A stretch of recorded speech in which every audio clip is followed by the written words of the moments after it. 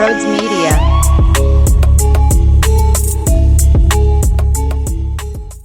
Ten and 1 feels fucking good. Okay, 10-1 feels amazing.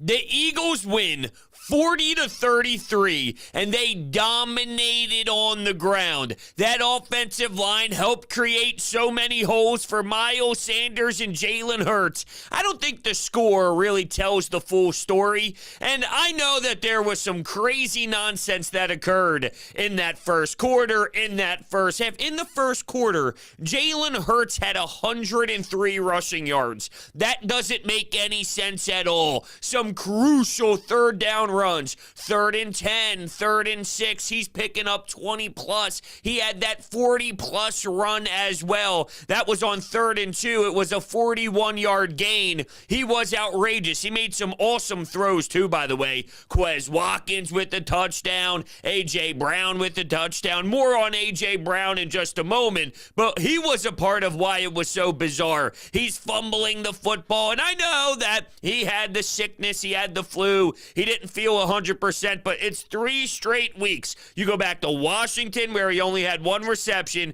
You go back to last week, where he had the fumble, and then this one, it wasn't really like it was just stripped out of him very intensely. I think that I'm still trying to figure it out, honestly.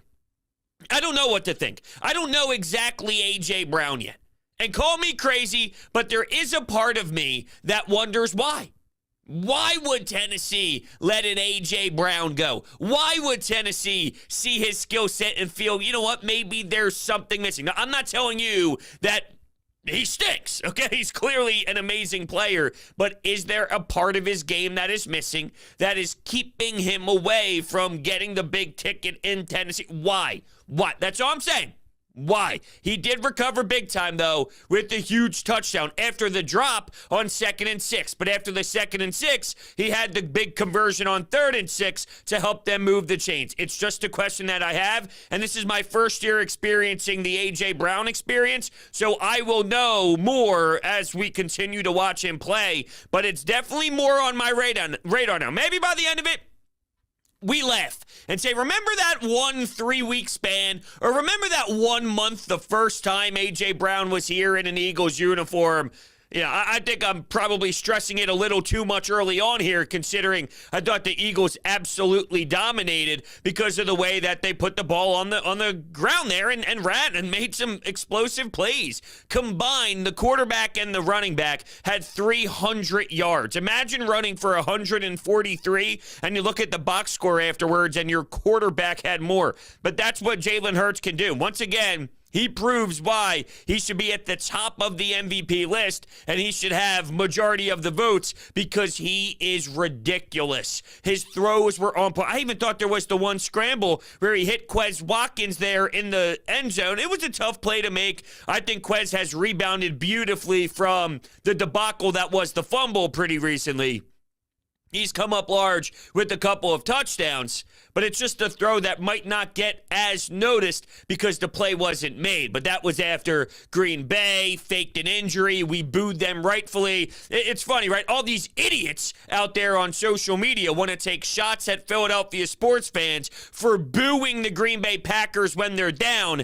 They're faking it. They're not actually injured. When Alexander leaves and then comes back on the very next play after he's flipping all the fans off, we know what they're doing. They're tired because the Eagles are mollywopping them because they're running so many plays. They're utilizing the time of possession. We saw this on the opposite end not too long ago. Fletcher Cox playing 70 snaps. They were beat down. They were very fatigued. Well, Green Bay elected to go down and pretend they were hurt when they were not hurt, but it ended up resulting in the Eagles still generating a ton of success, and that's really all that matters.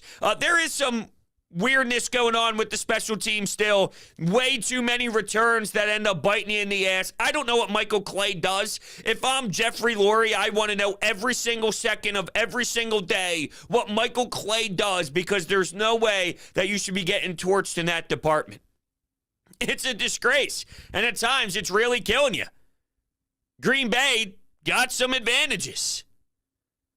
But I'm so proud of the way this team really battled. You got Shane Steichen and the offense realizing that there is something that they can take control of. Lean on your offensive line. Jason Kelsey, how many blocks was he outrageous with? Lane Johnson at times. And I got nervous when he got blocked super low and took out his knees. Here's a huge man basically doing a front flip and he's rolling over. I'm like, yo, dude, what the hell are you doing? But luckily, he's all right. They showed their will. And Jeff Stoutland over on the sidelines with a big smile on his face, as he should. It was just amazing. That's why you look at this going, oh, well, they scored that touchdown, and Marcus Epps and Blankenship. By the way, I thought Blankenship did awesome. He had a tough angle on the Watson touchdown. But at the end of the day, I don't really think it was as close as the scores showed. Even though Green Bay came back, we could talk about that first quarter, and we could talk about that first half. I don't know if we'll ever see anything like it. The Eagles get stopped on the 4th and short where they try and sneak it. Maybe Nick Sirianni could have challenged the 3rd down spot. It was a weird snap. The ball came loose on the 4th down. I'll take my chances every single day of the week with this quarterback and a quarterback sneak. It didn't end up working out. I thought it technically did, but with air quotes here, it didn't work out, even though I think it did. Whatever. You had that happen in the first. You're up 13-0.